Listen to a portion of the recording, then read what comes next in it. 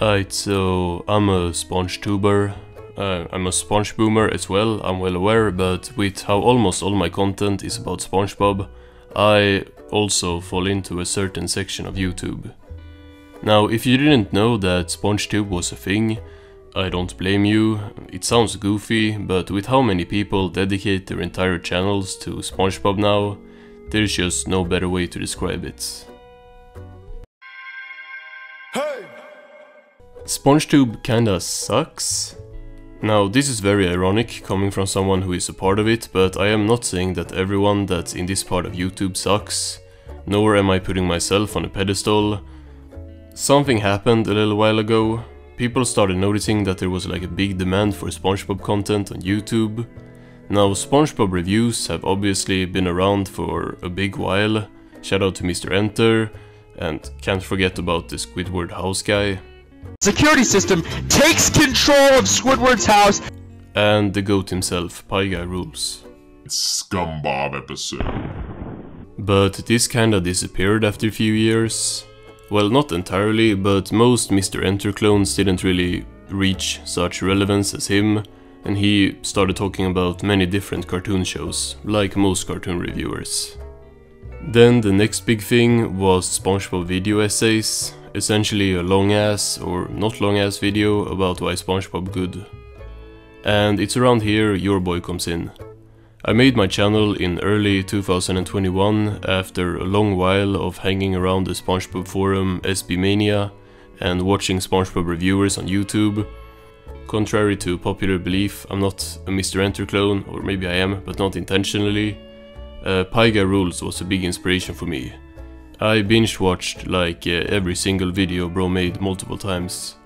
I didn't upload my first video until a few months later, but I had decided then and there that I was gonna be a SpongeTuber. Or at least someone who reviews SpongeBob.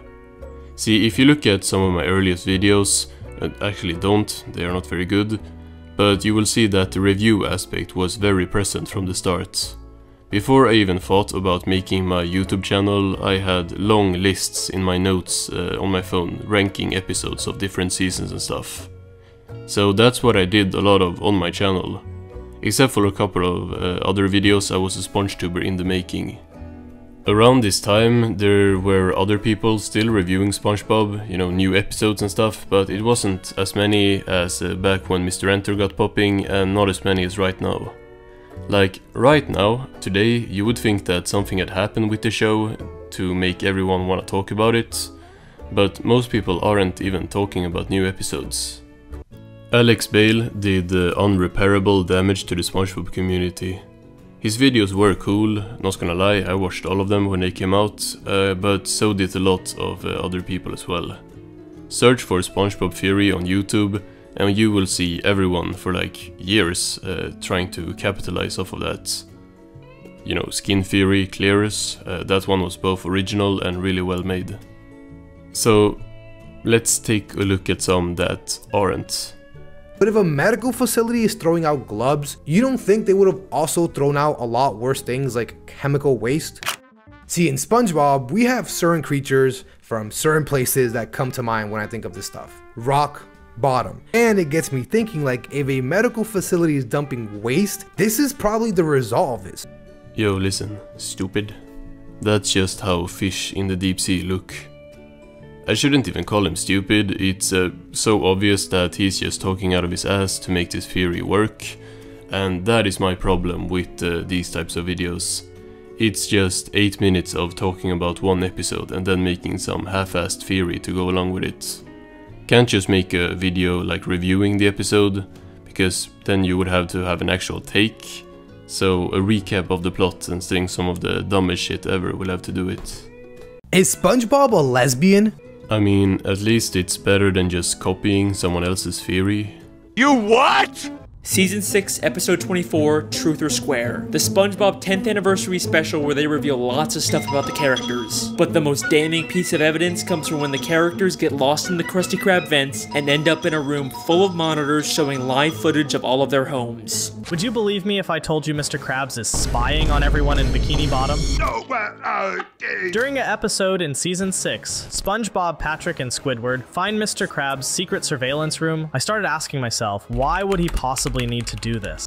Yeah, so that one is pretty bad, but it's not the only case. We gotta take a look at the worst SpongeBob channel on YouTube. No, bro, the other one. Grapple is a SpongeBob content farm that specializes in SpongeBob goofs. Bro has like 1000 videos just about mistakes in SpongeBob with some of the most egregious, that's not a word, egregious, thumbnails that I have ever seen. Like it's worse than the Cuck episode. This guy, of course, also has stolen videos before, with the worst one definitely being the one where he copied like 3 different videos in one. So, like I said before, Alex Bale blew up a lot with his SpongeBob theories, and Grapple said, you know, what if I just take them? Make sure to subscribe to the channel, or else a spider will crawl into your ear at night. The intro really shows that this is a good channel that would surely get anywhere without clickbait and like scaring little kids into subscribing. So, here are 3 theories about SpongeBob SquarePants. These theories were popularised by the YouTuber Alex Bale, so definitely check him out if you get the chance. Yeah, he just put 3 videos that a lot of work went into and then recapped them poorly. At least Bale didn't threaten kids with spiders, and I really don't get this, like... Don't forget to like and subscribe, or else this spider will crawl into your mouth while you sleep. You can make videos about theories and stuff, but when the videos are already on YouTube about the theories, like the original creator has made videos about them, what's the point of you making another video talking about that theory? You know, just recapping it? Now, there's a big difference between a review and a recap, in general. A review adds something to the source material, now that's often a trash opinion, but at least it's something. A recap is not transformative in any way. A video like the story of SpongeBob is one thing, but a recap of exactly what happens in an episode with nothing added is borderline plagiarism. Now, I do get how this is ironic coming from someone who has a second channel named Ren and Stimpy Recap, but I don't make recaps on that channel, I make retrospectives, which are reviews. I just didn't think Ren and Stimpy Retrospective was quite as catchy as Ren and Stimpy Recap. In each of these videos I give my take on episodes, reviewing them. Now, there is a lot of recapping of the episodes in these videos, which is unfortunate, and I don't like that myself, which is why I focus a lot on yapping about my own trash opinions and things of that nature. But imagine I didn't do that, and I just told the audience what happened in a SpongeBob episode, without having anything to add myself. That would be half of SpongeTube. These are SpongeBob's scariest episodes of all time, the third one being Graveyard Shift. The episode starts with Squidward locking up the Krusty Krab and turning the sign to closed. This is the hash-slinging slasher, the most terrifying and mysterious monster of Bikini Bottom. The slasher is shown in the episode Graveyard Shift. The episode starts at closing time at the Krusty Krab, and we watch as Squidward happily flips a sign to closed. These are the scariest SpongeBob episodes, all starting with one named the Graveyard Shift. The episode starts with Squidward locking up the Krusty Krab and turning the sign to closed. I'm just like legit asking how you would defend this when it comes to copyright. You can get away with doing a video on one episode and talking about that one episode if it's transformative, because that is a review. This shit is not transformative. I'm not saying that me talking about what happens in a modern SpongeBob episode and nitpicking it to death and talking about how this is the worst thing ever is, you know, the peak of content or anything, but at least that's me adding something. I noticed a lot of these guys don't like using clips from the episodes a lot, and I can't blame them. Like, the copyright has gotten crazy. YouTube will block everything that's longer than 6 seconds when it comes to most cartoons, which is good, you know. These recap channels with no restrictions would be crazy otherwise. But I do find it helpful sometimes to be able to show some of the episode, so you are commenting on something the viewer just saw instead of first describing it yourself and then commenting on it. But that's out of the window for all of us. And do I have some extra beef with this guy because he made a video on the same episode as me with the same clickbait thumbnail and outdid me in views in like 10 hours? No, I am being totally objective here, all of these channels bad, my channel good. Bro even tried doing the grapple grift like years too late. Grapple has already lied about every episode of the show to the point I'm very sure that none of these videos include any new goofs and it's just him repackaging the old ones in bigger videos. What's up, Grapple gang? Can you guys believe that this SpongeBob mistake actually made it into the final version of this episode? Or, wait for this one, wait for it, boom, right here, this mistake. Dude, there are so many mistakes in SpongeBob, and in today's video, we're gonna be covering like 20 of them, so let's dive right in.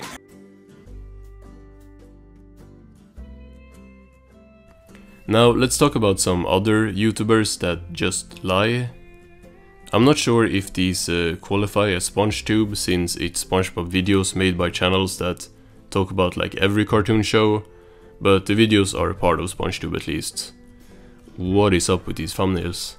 I'm a big fan of clickbait, when it's at least somewhat true, but I hope you all grabbed your jellyfishing nets, and Sit Help Wanted begins with SpongeBob getting his very first job at the Krusty Krab. It begins with him waking up and hyping himself up with some early morning weightlifting.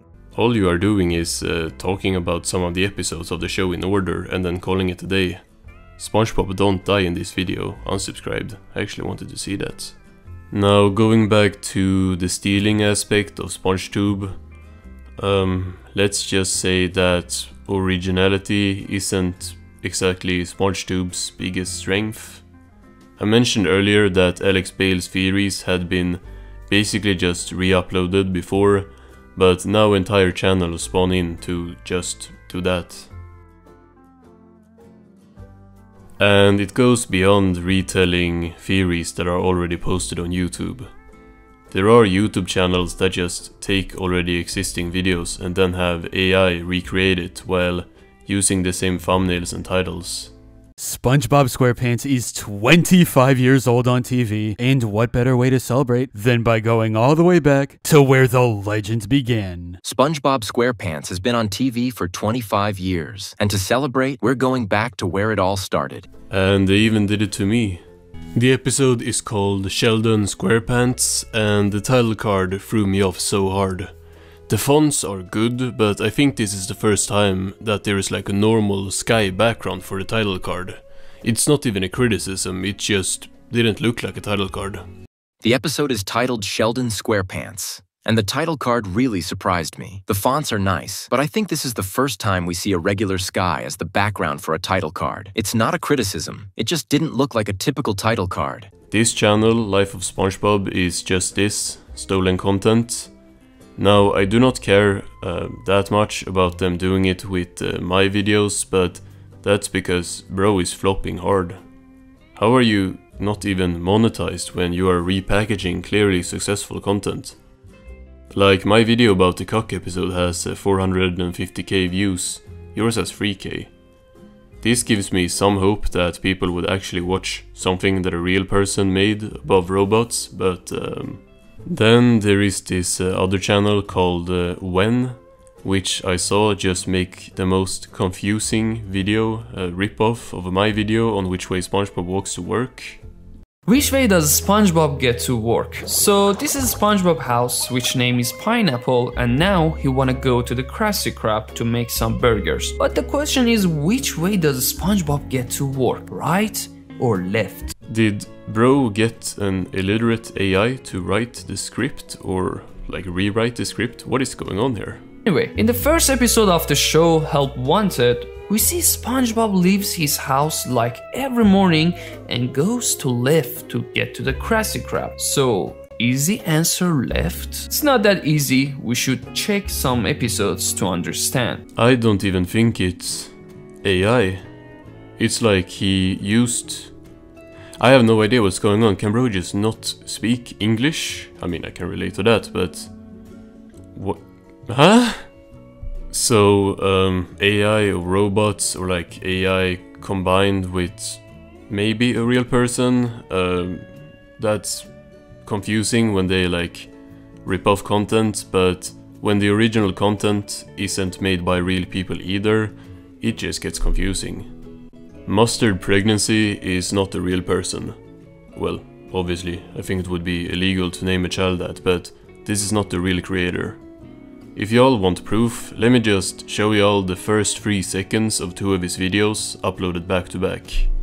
Would you believe me if I told you Mr. Krabs is spying on everyone in Bikini Bottom? Today we are diving deep into every Mandela effect on SpongeBob. I mean, if you watch my first video, I will probably sound a bit different too, but that's because that was over 3 years ago. Unless bro hit some type of reverse puberty or something, this is not the same person.